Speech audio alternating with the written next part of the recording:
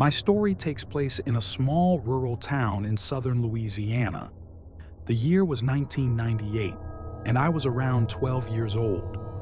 At the time, my parents had just divorced, and my mom and I were stuck in between homes. While she saved up to get us a place of our own, we stayed in a small 2-bedroom, 1-bathroom guest house on the side of my grandmother's property. It was cramped, but we made it work. That summer, the local fair had come to town, something everyone in our community looked forward to every year. Luckily, the fairgrounds were within walking distance from where we were staying, so my mom and I went together to meet up with friends and family.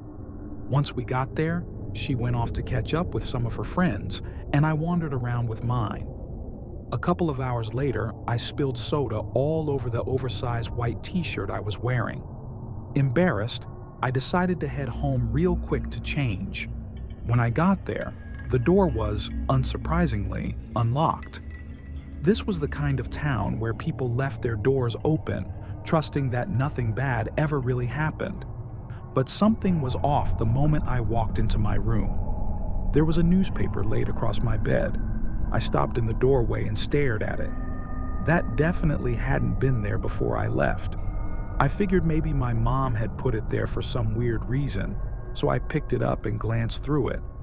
Nothing strange inside, until I looked at the date. It was from 1991, a 7-year-old local newspaper, just sitting on my bed. I thought it was weird, but I shrugged it off, changed shirts, and went back to the fair.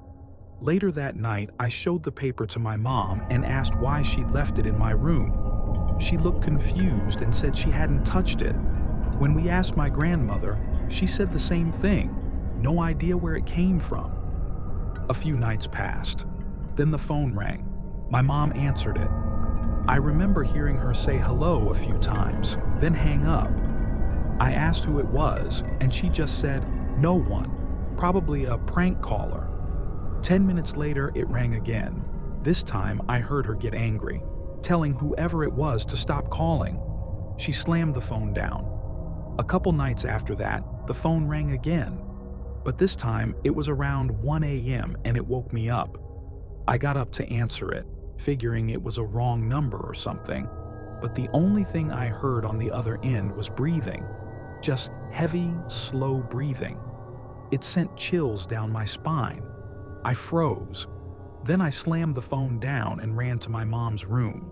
She told me to leave the phone off the hook. That way, if they tried calling again, they'd just get a busy signal. The next morning at breakfast, she admitted she'd gotten the same kind of call earlier in the week. Just breathing. No voice, no words. Just silence and breath. She was convinced it was some bored kid pulling a prank. I wanted to believe that too. The very next evening, after we'd gotten home from grocery shopping, it was around 8 p.m. We were carrying bags into the house when we heard something. Singing. A man's voice. Coming from the woods behind the house. He was singing the chorus to "I Will Always Love You" by Whitney Houston. We both stopped, frozen in place. And then we saw him. A large, overweight man standing just inside the tree line, wearing a cheap plastic clown mask. He wasn't moving, just standing there, staring at us, still singing. We dropped the bags and ran inside, slammed the door, and locked everything. My mom called the police immediately. They showed up about 15 minutes later and searched the area, but they found nothing. No man, no clown mask, not even footprints. They told us to keep the house locked and promised to patrol the area through the night. My mom told them about the phone calls and the newspaper on my bed. They asked if it might have been someone from her past, but she said no.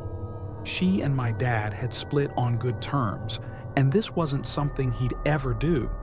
It just didn't fit. We even looked through the newspaper again, hoping maybe there was a clue, an obituary, a headline, something. But it was just an ordinary old issue. We had no idea who that man was or what he wanted. After that, we stayed in my grandmother's main house for a couple weeks. too shaken to sleep in the guest house. Eventually, things calmed down and we moved back in, though I never stopped feeling like I was being watched. That sense of unease stayed with me until we finally moved out of the spare house for good. Nothing ever happened again. But I'll never forget that mask, that song, or the sound of someone breathing on the other end of the line.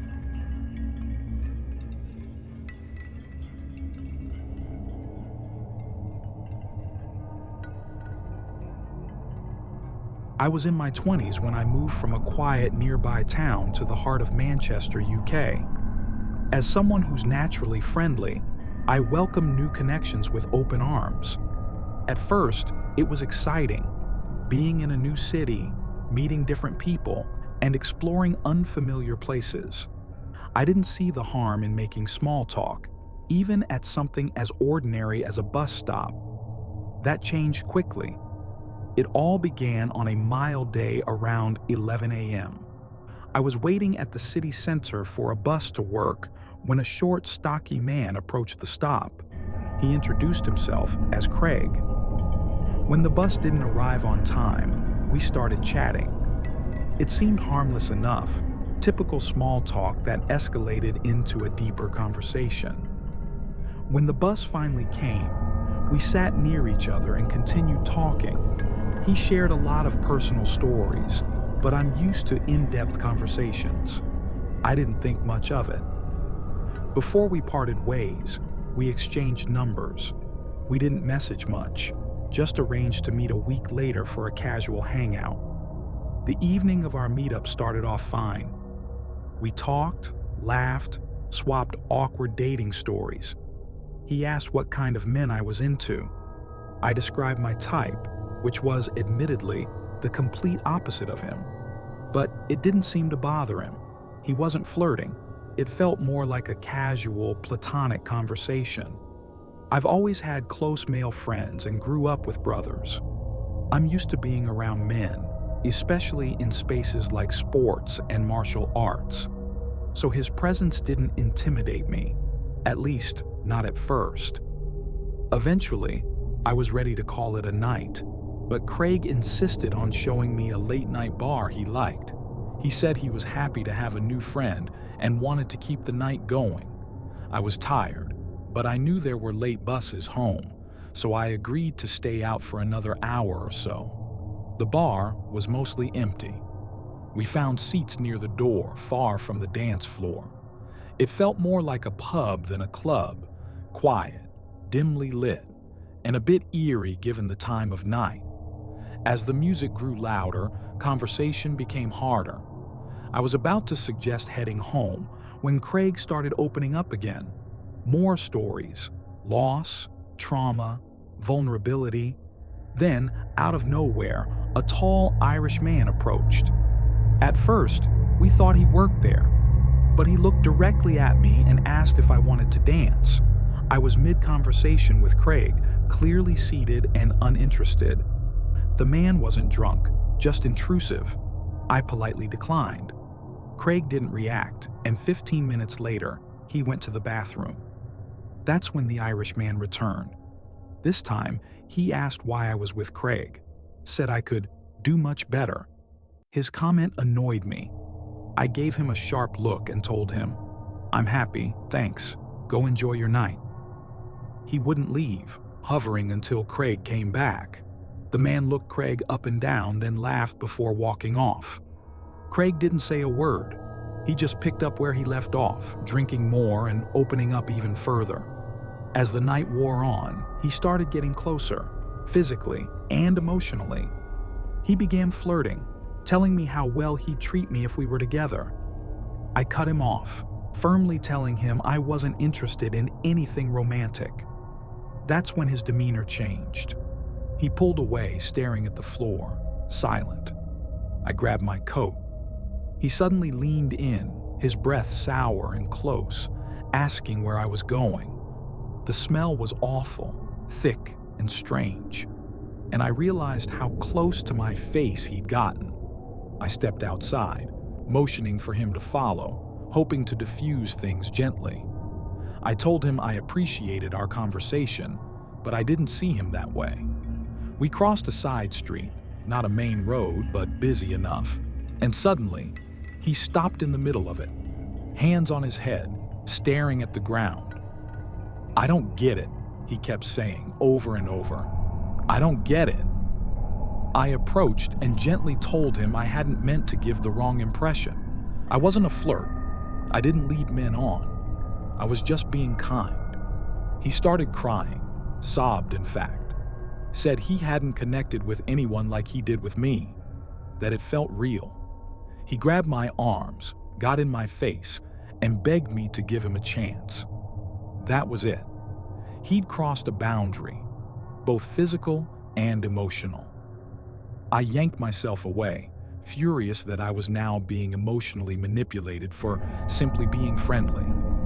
I offered to walk him to his bus stop, trying to create distance. The last thing I wanted was for him to know where I lived.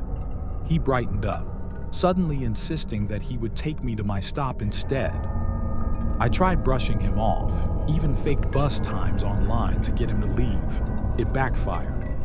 I ended up letting him walk with me just to avoid making a scene.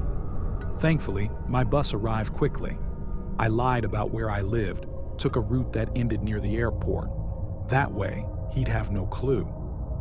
That night, he called me 10 times. The next day, there were voicemails, pleading, begging me to reconsider, to date him. It was too much. I blocked his number, but it didn't stop. For the next 3 months, he called from different numbers, mobiles, landlines. I Googled one. It was his job. He was a head chef at a fancy restaurant. 5 months later, I finally felt like it was over. Then I started working promo at a nightclub.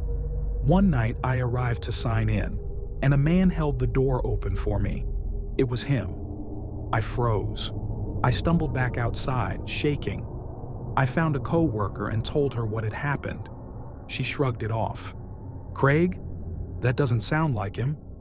I panicked and lied, saying I must have confused him with someone else. We laughed it off, but I was terrified. Why would a head chef be handing out club flyers in the freezing cold for minimum wage? When I went to sign out, I noticed my full name was on the sheet. I feared he'd find me online, so I took note of his full name just in case. I never returned to that job. Still, a few weeks later, he found me on Facebook, even though I'd changed my name and had no mutual friends with anyone from the club. I blocked him immediately and deactivated my account. 5 years passed. I was working as a host at a cocktail bar on the quieter side of Manchester. One day, I glanced at the interview list for the kitchen staff, and there it was, his name. My stomach dropped. He never showed. Someone else was hired. It's been almost 10 years now. Thankfully, I haven't heard from him since, but I've learned the hard way to be cautious. Whether it's a coworker, a stranger at a bar, or someone making small talk at a bus stop, stalkers don't always wear a mask. Sometimes they wear a smile.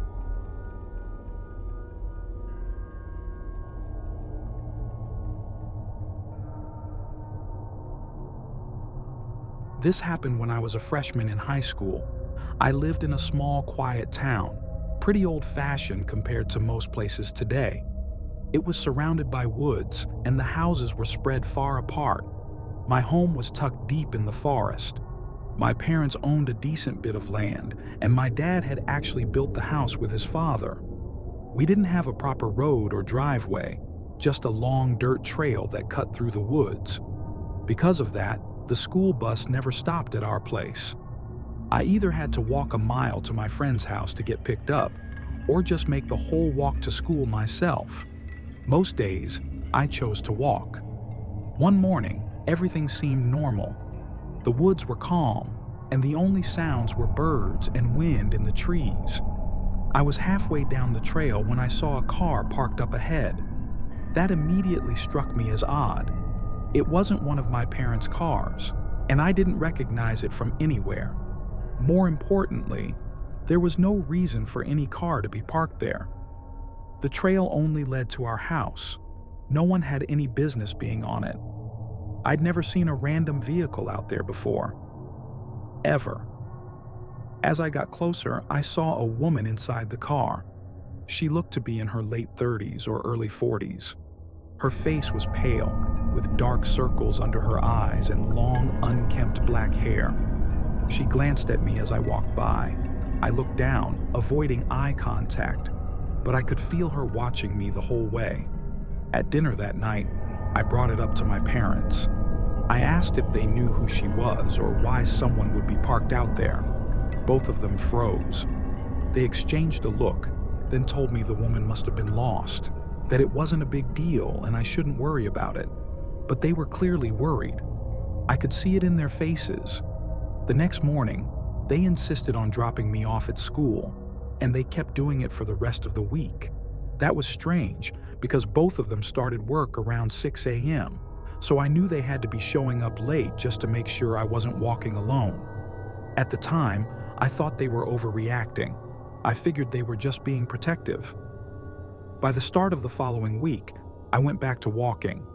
We hadn't seen the car or the woman in days, and everything seemed normal again. But then, there she was. Same spot on the trail, same car, same blank stare, just sitting there, watching me. My stomach dropped. There was no way this was a coincidence. This trail was basically our private driveway, and she'd only ever appeared when I was walking alone. Something was very wrong. I decided not to walk past her again. Instead, I stepped off the trail and started cutting through the woods. That's when she turned her engine on and slowly crept forward, closing the distance between us. I ignored her and kept moving, faster now. I heard her car door open, then the sound of footsteps on dry leaves behind me, and then she called out my full name, not just my first name, my full name, in this soft, eerie, almost motherly voice, like she'd known me my whole life. I turned around. She was standing just beyond the trees, staring at me with lifeless eyes. Her face was completely blank. Her skin looked pale and sickly, and she had this exhausted, hollow look. I ran. I cut deeper into the woods, looping back toward my house. Once I made it inside, I locked the door and called my parents. They rushed home, and they brought the police. That's when I found out who she really was. It was my dad's ex-wife from nearly 20 years ago. Apparently, she had a long history of mental illness and disturbing behavior. According to my parents, she'd go through episodes, getting obsessed with people, following them, sometimes doing far worse. When I first told them I'd seen her, they knew immediately it had to be her. They reported it to the police right away, but the police did nothing. They visited her, said she seemed normal, and left it at that. All that time she'd been stalking our house, waiting, watching. She knew my parents left early for work. She knew I'd be alone, and she was just waiting for the right day to show up again. To this day, I don't know what she wanted. I don't know what she planned to do. And honestly, I'm not sure I want to know. My parents never told me what happened to her after that, just that she wouldn't be a problem anymore. I really hope that's true, because I still walk that trail sometimes, and I still remember her face staring at me from the trees,